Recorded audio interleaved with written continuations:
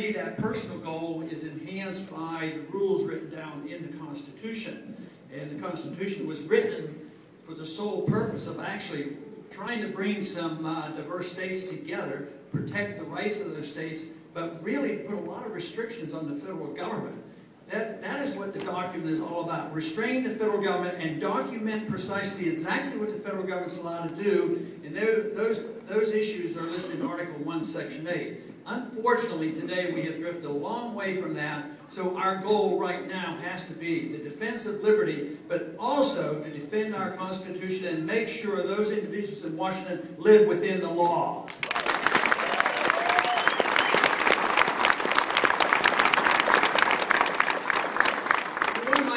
Gripes about government, because we've heard these sayings so often in campaigns. Well, when I get to Washington, when I do this, we're going to have open government. We're going to tell you what's going on and let you know exactly what's happening. But whether that is said from the either of the two parties, generally speaking, they go to Washington and their sole goal is secrecy in government. And if there's any one thing that would benefit us, it is to get more openness in government. We have had a turnaround over these many, many decades, maybe even 100 years, where our government, instead of protecting our privacy and protecting our Fourth Amendment rights, what they do is they protect the secrecy of government and they invade on your privacy, and we have to reverse that back to the government.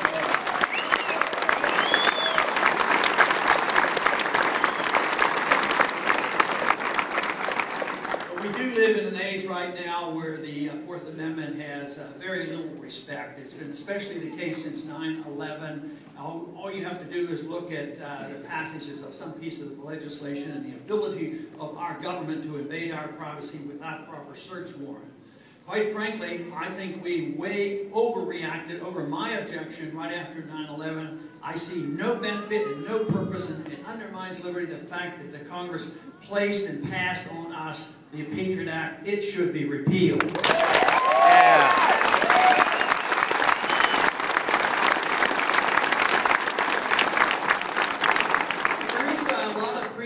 In Washington about openness in government, and sometimes some good comes of it, but for the most part I think government becomes more secretive.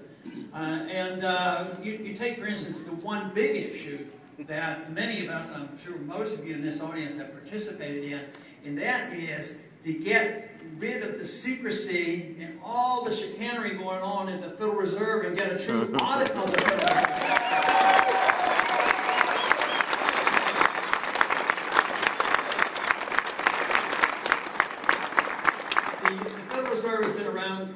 Just about 100 years. They destroy 98% of the value of our currency. They serve the special interests of the powerful banks and corporations. They do it in secret, and they deal not in hundreds of billions of dollars. They deal in trillions of dollars. You know, Congress is rather like a piker. You know, when the crunch came in 2008, Congress went and they wasted and used $1 trillion of our money to bail out their friends. But the Fed got involved in passing out $15 trillion worth of credit and serving the interest, and we weren't even allowed to know what they were doing. We've been struggling to get the information. When we finally got some information and found out that they were dealing between $15 and $16 trillion, we found out that $5 trillion went to help foreign central banks and foreign governments. This is the reason we have to get to the bottom of this. Of course, eventually, I think we should get rid of the Federal Reserve.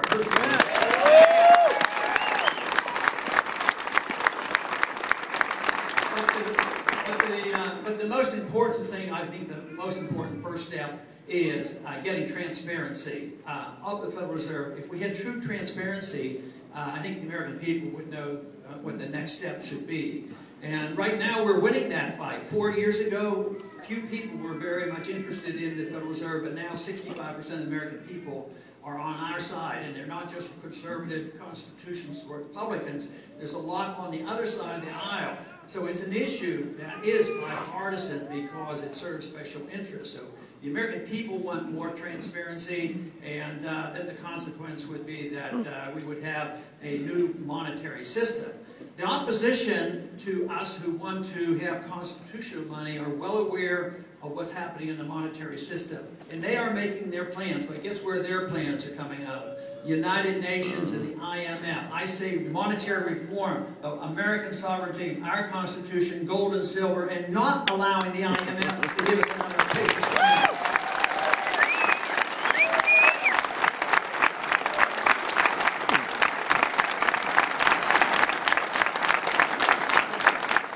The Federal Reserve is really an instrument of big government.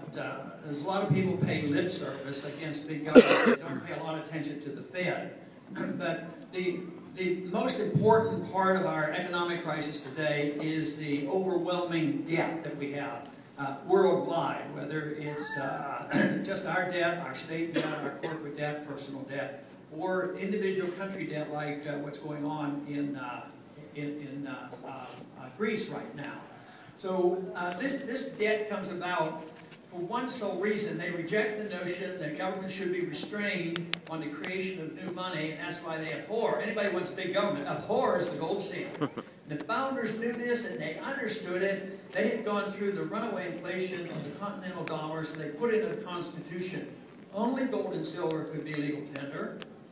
And also, you could not print money, and also no authority for a central bank. So they knew exactly what they were doing. And yet today, we have totally forgotten. Today, even though as much as I believe the Federal Reserve does not deserve to be around, I think that the proper procedure for this is expose the Fed, get the full audit of the Fed, but immediately allow competition in currencies. That is, if you want a currency like gold and silver and you want to use it, you should have no prohibitions against the government for you dealing in sound money.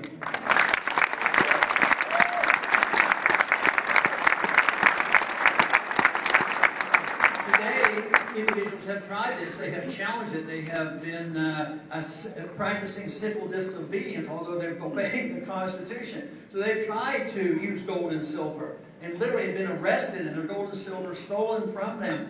And also the use of old silver dollars. There's, many of us remember that, where you had American silver money. If you use that as legal tender, silver dollar for a dollar, of course you go to prison, because you're defying the law, which defies and contradicts the Constitution, that said only these Federal Reserve notes are legal tender.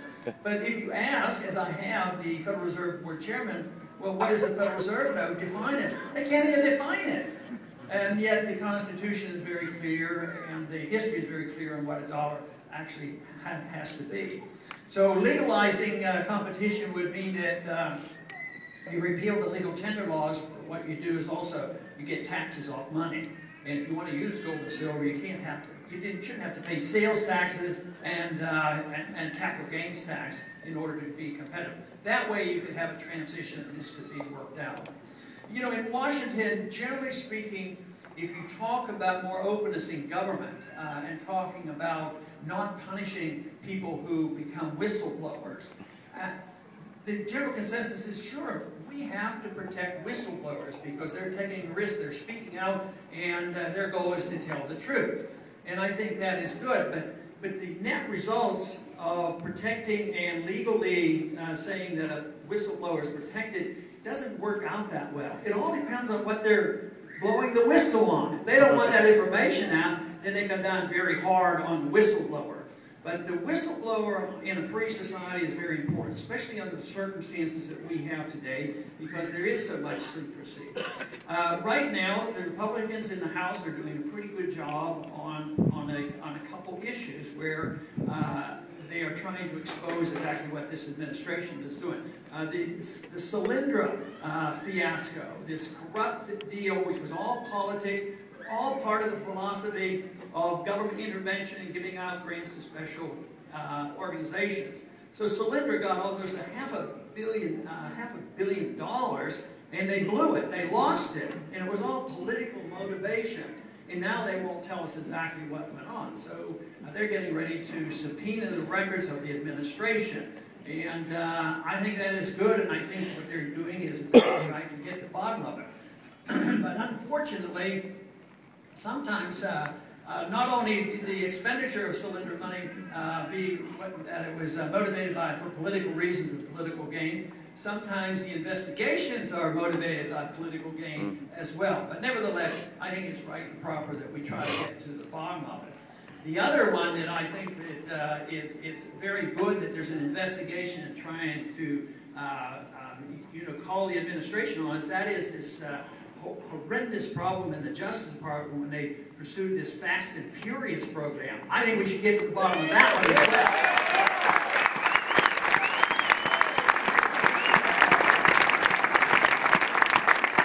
In the area where neither the Democrats nor the Republican leadership seems to welcome any whistleblowing is when there's an exposure on our foreign policy. The fallacies of why we go to war and what we do. Daniel Ellsberg was never a hero in this country, but if it had not been finally for Daniel Ellsberg, we would have never gotten the proof, positive, that they knew all about why we went into war. There was no real attack on us, and it was all rigged. We went to war over misinformation, if not a lie. In the same way, when we get information from groups like WikiLeaks telling us, confirming the fact that we actually went in to Iraq and there was no Al-Qaeda